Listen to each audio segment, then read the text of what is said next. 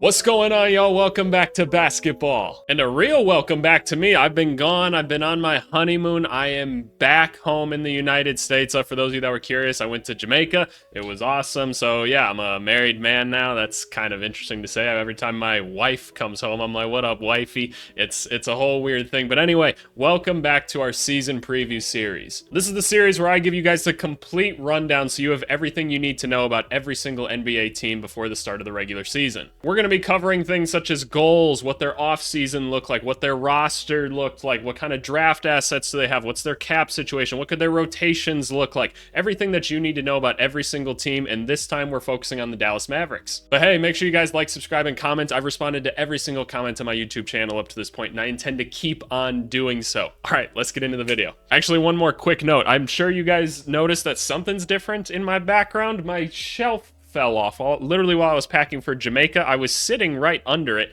and my shelf with my TV just came off, and my shoulder went through the TV, so the wifey's going to IKEA, and I'm going to order a TV off Amazon. I always get Roku. I'm not sponsored or anything. I just like Roku. Let's get into the video. Alrighty, so we're back here on the season preview spreadsheet. We're going to be going through a bunch of different things on here, rotations, roster breakdown, all the fun stuff whatsoever, right? I build these spreadsheets to kind of help like articulate the story a little bit and take you guys through everything. If you want access to the spreadsheet, it's a pretty simple procedure. All you guys have to do is leave me a comment saying I would like access to the spreadsheet. I'll then leave you a link to come join the Discord. Shoot me a DM once you hop on the Discord, and I'll give you the spreadsheet. Really simple. I've given it to a couple people so far. I know the videos are just starting to come out and everything, and views are a little low right now, but this is the dead part of the season. If you're watching this video right now, it means you're one of the sweats and everything. I'm sure that these videos are probably going to do a little bit better in like a month and a half or something like that. But we got a lot of teams to go through, so let's start talking about them. But yeah, Dallas Mavericks, they had one of the better off seasons, right? Or at least one of the more exciting ones, and they had a great season last year. Went 50-32, and honestly, they were just winning. As soon as they made that PJ Washington, Daniel Gafford trade, they got rid of Grant Williams and some other guys, right? And they brought in two guys that were a huge part of their team, really got them revving. They fit the play style perfectly. Luka and Kyrie were clicking on all cylinders. They got to the playoffs, and Luka and Kyrie were playing like great defense as well. It was awesome. They go to the finals. They run into the Boston Celtics. I've seen some people kind of like shit on Luka and like Kyrie and everything because of their finals performance, and I think that's whack. Like every team kind of just got waxed by Boston, and I'll see some people be like, they didn't crush everybody. They had every team handled, and it wasn't close, right? That team was just so much better than everybody else, so try not to think about the finals and everything too much. But anyway, great season last year for Dallas. What is their franchise status right now? These are the couple options that we have. You can be selling, rebuilding, growing, or contending.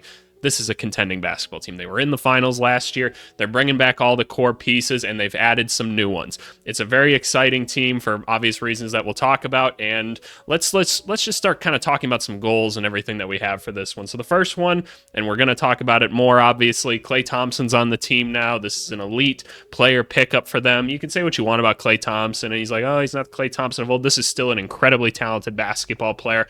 So we need to integrate to Klay's play style. So I think that we all know that Klay Thompson has been playing a very Golden State Warriors style of basketball. It's a pretty unique style of basketball. The amount of screens that they're running around and constant off-ball movement. There's usually someone else that's usually operating as a hub in some capacity for their like off-ball actions, and that's how Klay Thompson has always worked, and it's worked out very well for him over his career. The Dallas Mavericks do not play that style. If you guys remember, I did a video kind of talking about Luka Doncic very early on in my my YouTube career. I'm approaching 1 year on YouTube, by the way, if you guys can believe that. It's kind of crazy. But anyway, so the Dallas Mavericks play a lot of like isolation basketball, and it's the Kyrie and it's mostly the Luka effect, right? And so is Klay Thompson really going to excel in just being a space like guy at the end of the day, someone that's just spacing and just kind of standing there? I mean, I don't know. He's an elite shooter. I mean, I'm sure he'll still be fine with that, and maybe as he's getting older, it's better for him to do that. But I think a lot of us have wanted to see Dallas kind of expand and go a little bit further with their offensive playbook. There were certainly times where they ran into Boston's defense where it was just like, okay, they're stalling out right now. Can we do something else to kind of get these guys going in some capacity? So I think they have to integrate to his play style just a little bit. This is a good excuse to do so. Maximizing tradable money. We'll kind of talk about this a little bit more later in the video as well, but there is some tradable contracts on this team, and there's the ability to still maximize some of that. So hold on to these contracts for now, and once we get to the deadline and we see who's available and we see the holes that we might still have in this team, trying to utilize those to grow the team in whatever way possible. Then my last one is just, it's grow up, Luka. We all saw Luka last year and just kind of throughout his career, he has his little meltdowns or something like that. It's time to grow up a little bit. It's time to get better. It's probably the last that we'll talk about it in here because I don't want to beat a dead horse for whatever, not just because it's the Mavericks. That's a horrible pun. But anyway, I just don't think we need to talk about it anymore. Luka's just got to grow up a little bit. It's going to help the team a lot. Anyway, let's talk about their offseason. Talking about the Dallas Mavericks offseason is probably a pretty exciting thing to look at, especially when we just have it here on paper. The kind of different categories that we have here is like drafted, player departures, so guys that were on the team last year that are no longer on the team, and then players brought in, players that weren't on the team last year that are now on the team. It looks, like I said, it looks great on paper. So during the draft, they drafted Melvin Ajinça. This was a guy that we actually had pretty high on our draft boards as far as like second round talent. I think he's a bit of a steal. He is a project, and he's not going to be with the Dallas Mavericks this year. It sounds like he's going to be playing overseas. It makes a ton of sense. He's really raw, lengthy guy, hopefully a good shooter, decent athlete. Sounds like a perfect guy to add to this team in a year or two, something like that once he develops a little bit more. I think it's a great use of the draft pick. They don't necessarily need him on the roster right now anyway. Player departures. A couple notable names here. Markieff Morris. We'll start off at the back for whatever reason. Just a good veteran presence that was on the team. Didn't really do much for them on the court at this point in his career, but that was kind of his role. Tim Hardaway Jr., we've talked about a lot on this channel. A guy that I think was utilized poorly, at least especially in this last year. I mean, he's a guy that's gotten buckets everywhere he's gone in his career. Sometimes efficiency's been good, sometimes it hasn't, but I think he's just one of those guys that kind of needs to be in an offense where there is some flow and there are some constant shot attempts. We kind of call that the microwave type player. They just kind of need to know when their shots are coming, and that's when they can be effective and they can kind of get into a groove.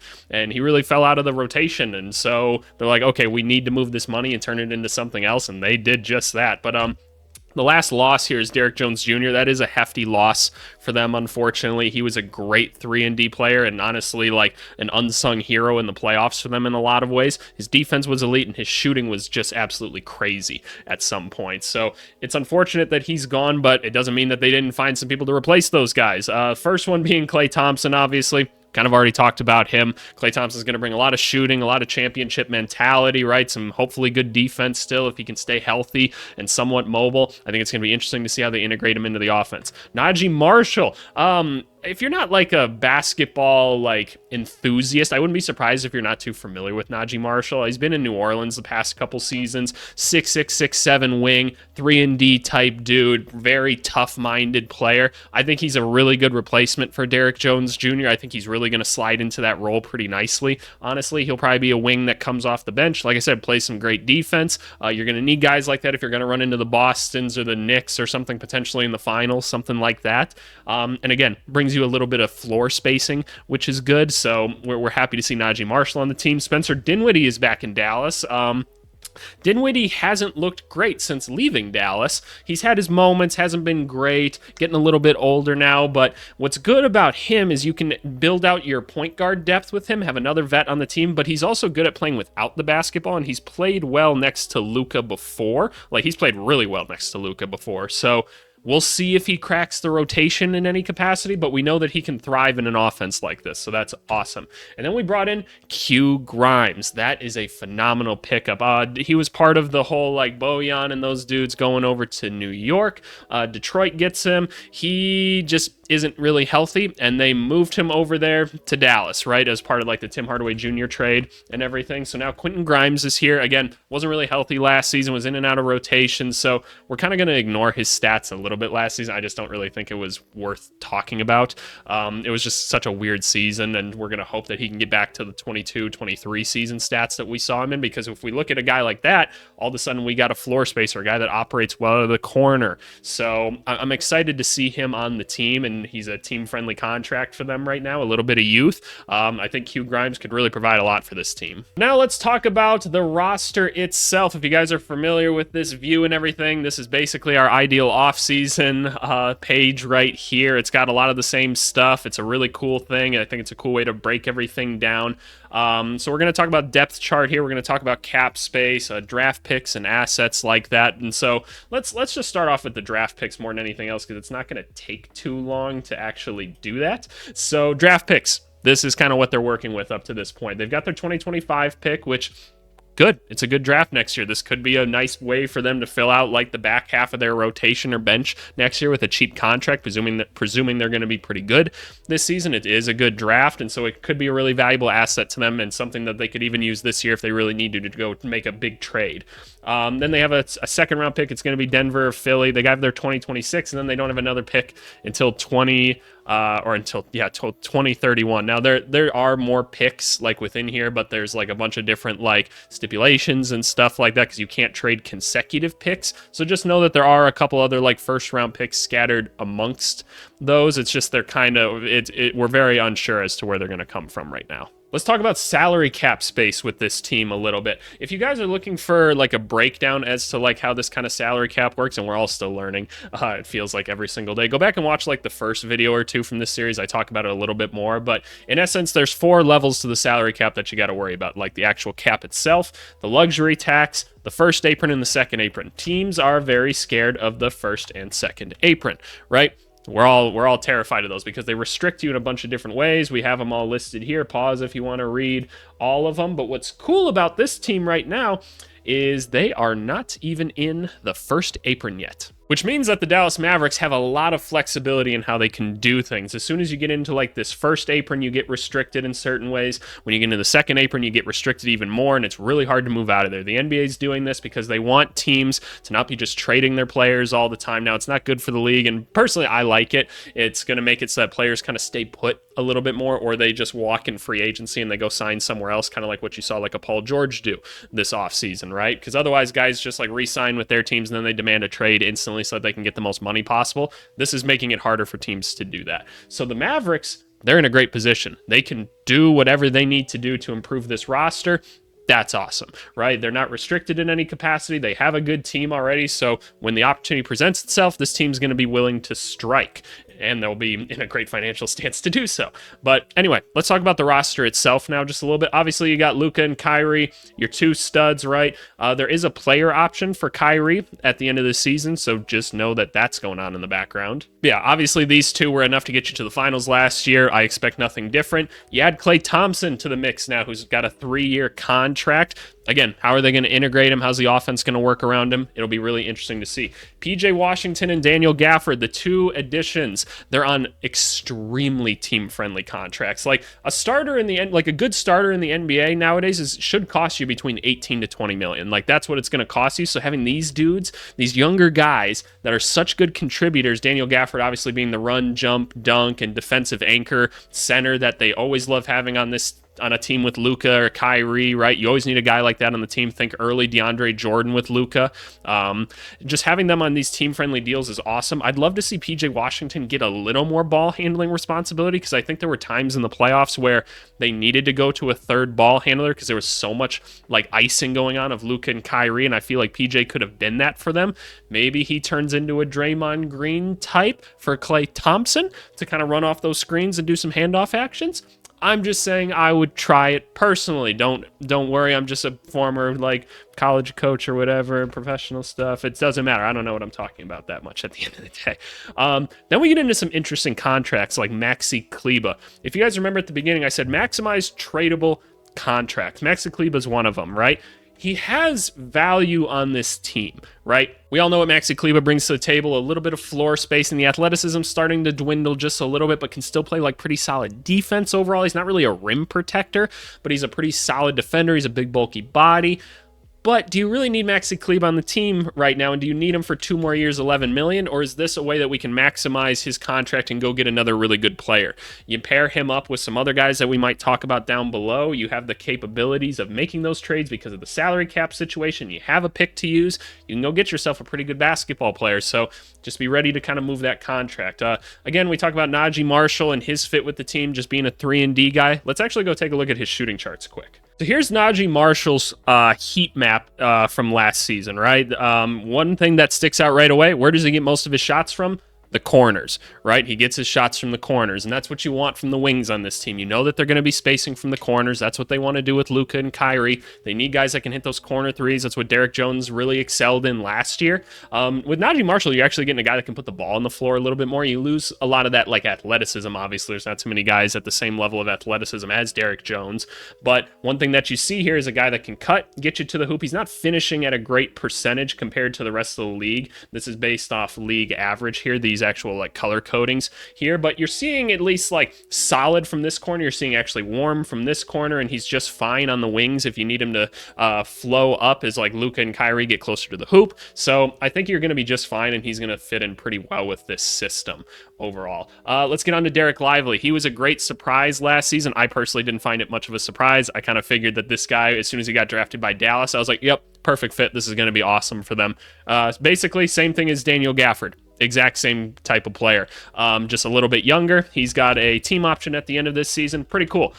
Quentin Grimes, we're going to bring up his shot chart as well because I want to talk about it. I'm actually going to show you the 2022-2023 shot chart, but you're kind of getting the same thing out of him. Hopefully a good defensive presence, and again, just a guy that can space the floor. You don't need him to put the ball on the floor a ton with a team like this, but I think he's going to be pretty valuable. So as a guy that owns a basketball analytics company, and like what I do for that company is I basically supply teams with their analytics. I help them design like efficient and optimized lineups and things like that. And I help teams from the NBA all the way down to JUCO and AIA, right? I've got clients overseas, things like that. I've got a product that does some like heat mapping and stuff. This is exactly the heat map that you want. So this is the 2022-2023 Quentin Grimes shooting chart season, just all around the perimeter and then right at the rim. Perfect. That's exactly what we need him to do, right? And we see a lot of heat. This corner, not quite as much, at least compared to league average. What was the actual, like, corner? Do we have true shooting up here right now? I want actual, like, field goal percentage. Here's actual field goal percentage. So you see just, like, scorching hot from here. Corner 3. We've got effective field goal percentage there. Oh, we don't have just, like, actual field goal percentage on here. That's kind of annoying, but regardless, right? You're seeing a guy that's shooting really, really well from the perimeter in a lot of ways, and this is the Quentin Grimes we're hoping we're going to see. Obviously, last year, injuries and everything. I'm not even going to show you those numbers because I don't want you to think about them. This is what we've seen out of Quentin Grimes in the past, not that long ago. Let's see if we can get that again out of him in Dallas. Moving on to Dwight Powell. He again falls into the category that Maxi Kleber falls in, where it's like, okay, yeah, Dwight Powell, interesting player. He was a lot more effective a little while ago. He's not that great now in terms of like his athleticism, because he was kind of a run, jump, and dunk guy, but a little more undersized, not the best defender. And again, just getting a little bit older now, a little bit less mobile. So his $4 million with a player option for 2 more seasons, probably not something you're all that curious about, so maybe we're packaging him and Kleba in some capacity to help the team. I don't know. Dante Exum made a resurgence with the team last year, coming in as more of like a wing instead of the point guard he was kind of drafted to be. Figured out how to be a good three-point shooter and still was a good defender. Awesome. Love having him on the team. We talked about Spencer Dinwiddie a bit already. Nice to have him on like a little smaller contract. Oliver Maxence Prosper was a rookie last season, didn't get a ton of burn. Athletic wing, hopefully a defensive wing. Might not see a ton of burn this season either, but he's waiting in the wings and developing. It's great to have those guys on the team. He has a team option after this. AJ Lawson's currently on the roster. Didn't get a ton of burn last season. His contract is not guaranteed, so could be a roster spot for something else at some point, because I think you can cut him up until like January 1st, I'm going to guess, because that's where a lot of those guys kind of fall. So I don't know. That's what I'm guessing with AJ Lawson. Then Jaden Hardy, a guy that I'm really interested in seeing his development, should come in as kind of like the backup point guard this year. He's a guy that when he comes in, just green light, just go do what you got to do, man. Like get to the bucket, shoot your threes, just an offensive little spark plug for them off the bench. I love when your backup point guard is like an offensive spark plug like that. I just think it's a good way to get the rest of the bench going. So really excited that he's back on the team. It's last year of his deal, so probably going to have to look to extend him. Let's talk about the depth chart in itself. We'll start at point guard. Obviously, you got Kyrie and you got Jaden Hardy. Luka plays a lot of that as well. Obviously, you could kind of say that they maybe switch. I think on 2K, they got Luka as the point and Kyrie as the 2. I don't know. I view it this way a little bit more, but that's just me at the end of the day. So you've got some good depth right there, a ton of scoring at this position. Maybe you could find another veteran on the team, but maybe you don't need to because you have Spencer Dinwiddie as well, who can double as a point guard. So not too worried about it. Looking at the other shooting guards, Q Grimes, obviously, with AJ TJ Lawson, at least temporarily. Maybe he'll be on the team the whole year. We don't know. So you feel pretty good about your guards, right? We go over to the forward position, the small forward position. We got Klay Thompson. We got Najee Marshall, Dante Exum. Awesome. Looks phenomenal. You got a ton of good depth there. Maybe you want a little bit more height on the wing. Maybe that's something you can do. Maybe a Dorian Finney-Smith, who has been on a team like this before, could be an option for you. Probably not that hard to get, and you can make the salary work almost perfectly with like Maxi Kleber and Dwight Powell. We might even explore that in this video. We'll just see. And then we talk about the power forward, PJ Washington, Maxi Kleber, Maxence Prosper. Good options there. PJ Washington, let's hope we can continue to develop him a little bit. And then the center, you're absolutely loaded between Gafford and Derek Lively. It's probably the best, like, two centers you could potentially have. Like, they just come in and perfectly replicate each other. So you just always have consistency. You always have rim protection. You always have a run, jump, and dunk guy for Luka.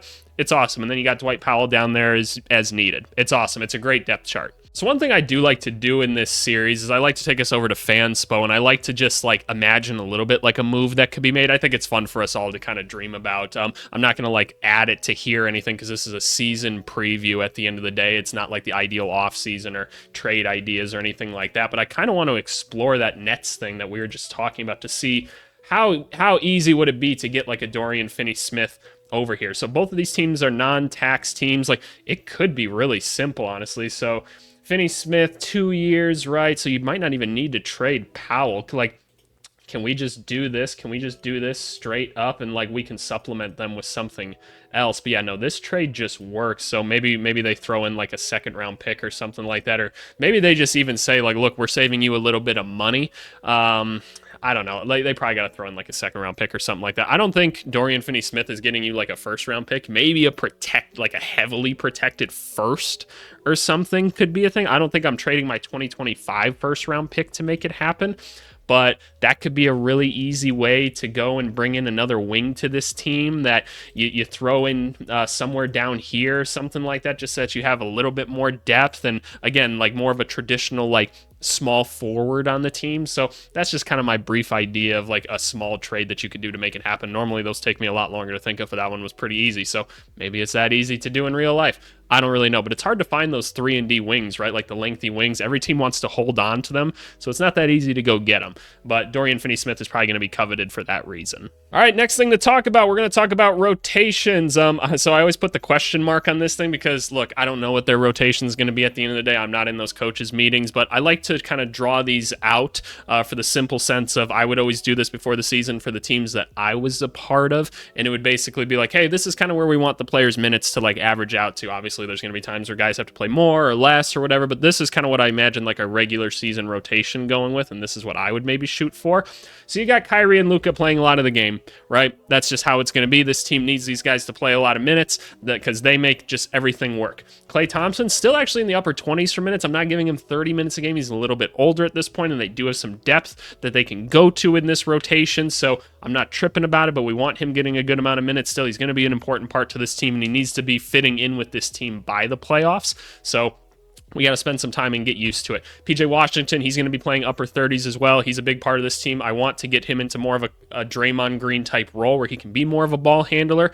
I also just think it'd be valuable for Luka and Kyrie to play without the ball a little bit more, so that's something that I would like to see. Daniel Gafford and Derek Lively, split it down the middle with them. Like, they're probably the same overall in 2K, too. I know a lot of you guys play 2K, and I know there's some people even in my Discord that make, like, 2K rosters. Shout out to you. You know who you are. I just split them down the middle. I see them as, like, the same overall, basically, and the same level of talent. Just split them. And then in the playoffs, who's ever hottest, that's who you roll with. So that's what I'm seeing for that. I think Najee Marshall's kind of that next guy, comes in. He's that 3-and-D wing that they need. Love it. Really nice and simple. Jaden Hardy, give him a good amount of minutes right now. We want him being that extra scoring punch. Keep developing him. Give us a reason to give him a big contract at the end of this season to be like, hey, he's going to be our scoring guard. Just go and go get buckets while you're out there. And then we got Q Grimes and Spencer Dinwiddie. as kind of just like, let's kind of see who's working here. Let's like Quentin Grimes kind of find himself again, get back in the court, get the air under him. He could very well pass up like a Jaden Hardy or something like that in the rotation. He very well could, just because he fits the team that well. So I could see that. And then again, Spencer Dinwiddie, just more of a veteran presence to have. Another ball handler out there, I think, is a good thing for this team. Get used to having multiple guys that can kind of drive and kick. I think that's going to be needed as you get deep into the playoffs. And then we got more of the reserves, the Klebas, Exum, Prosper, Dwight Powell, AJ Lawson, things like that. But that's kind of what I'm viewing this rotation as. And what I'm going to start to do actually now in videos is I want to see what rotations worked the best and see kind of how this plugs in. So we're here on Basketball Reference, and what we're going to do is we're going to look at the best like 5-man combos, at least in terms of like points and everything for the team last year. And there was a lot of positive lineups for this team, and there's also just like there was a lot of trades and players moving around, so some of them are different, right? Why is there this glitch with Luka and everything? Sometimes when you're coding like some of those special characters and everything, it turns out really goofy. So you see here, is this just the starting lineup? Yeah, this was their starting 5 last year. It was a positive. It was a pretty good positive for them, all said and done. So you like to assume you just throw Klay Thompson in there instead of Derek Jones, and while you're maybe losing a little bit of like active, maybe point of attack defense, you're still probably getting a really good team defender, and hopefully a guy that can even open up the offense even more, because guys left Derek Jones Jr. open pretty consistently until the playoffs. So I think you had Klay Thompson. I think you could see that go up. What are some of the other rotations that were working well for them? It looks like this one with like Kleba and Tim Hardaway, so maybe Quentin Grimes is kind of filling in for that now with like maybe a Najee Marshall or something like that. I could see that being a rotation that works pretty well for them. This is a pretty similar one here where you just start to throw Derek Lively into things, and things worked pretty well. Is there one here where it's just starting 5 except it's Derek Lively? It's looking like there was never a time where it was just Derek Lively inserted with the starters. That's actually kind of interesting, and part of that's just player health and everything, but kind of interesting that rotation like never really came into fruition. But by the way, while I was looking through rotation stuff, I totally forgot this, and I'm sure you guys already commented it. Josh Green was another player that was lost. His energy and some of his three-point shot is something that they'll surely miss.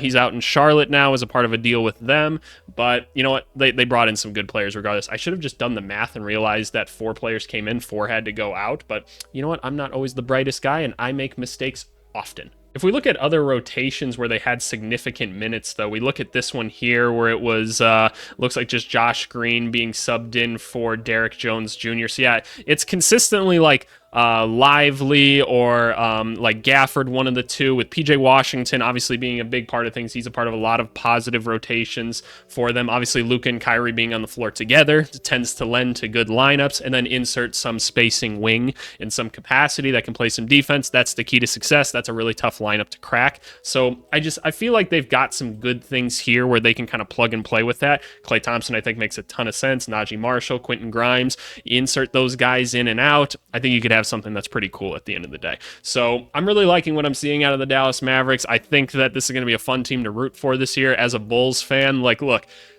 the Bulls are in a weird spot, right? I got to root for some other teams most likely, like night in and night out. And so Dallas is certainly going to be one I'm going to enjoy watching, just because I like a lot of these players. I'll be rooting for them to probably get back to the finals in a lot of capacity. I found it really fun. So that's kind of what I'm thinking. But this should be a good team this year, man. They've set themselves up really well between this and the salary cap space. Like, they just have a good roster. It's really exciting. So where do we actually see them finishing? Oh boy, this is where the conversation always gets going in the comments, right? All right, let's drum roll, please. Drum roll, please. Where do we see the Dallas Mavericks finishing? The 2nd seed.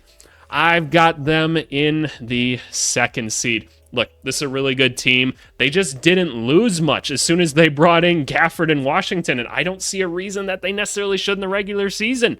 Still, like, this team's awesome. I think they got better. Klay Thompson's on the team now. Najee Marshall is a good replacement for them. Quentin Grimes, if healthy, is a phenomenal addition to this team. In theory, they're probably going to make some sort of move where they can bring someone else in, but look, this team just didn't lose much with these guys, and the rotations the numbers speak for themselves. Obviously, anything can happen at any point. Numbers don't tell an entire story, but this team's really, really good. I think that they're going to continue to be really, really good. I got them as the 2nd seed in the West right now. and that's where I have them. But now I pass the conversation over to you guys. You guys let me know in those comments. I want to see those. I want to talk about it. Just make sure you guys are respectful, right? I always, the comments have been really good for a long time now, but I always just say, if you can be respectful in the comments, that's awesome. Encourage each other to have actual conversations, learn something from each other. Otherwise, I just hide people because I don't want my comment section to be filled with gross nonsense and just stupidity. So I really appreciate it. But no, I'm so excited to be back with you guys here. I'm going to be recording like every single day. We're doing 5 videos a week up until the start of the season. So you guys have plenty of basketball content every day. It'll always come out at 7 a.m. so that if you guys are sitting at work or at school, you guys have something to watch right away. I'm really trying to look after you guys until the start of the season because you guys are sweats like me and you want something to watch. But hey, I seriously appreciate it as always. If you want access to the spreadsheet, let me know in the comments, and otherwise, we'll just see you guys tomorrow. Thanks so much. Bye.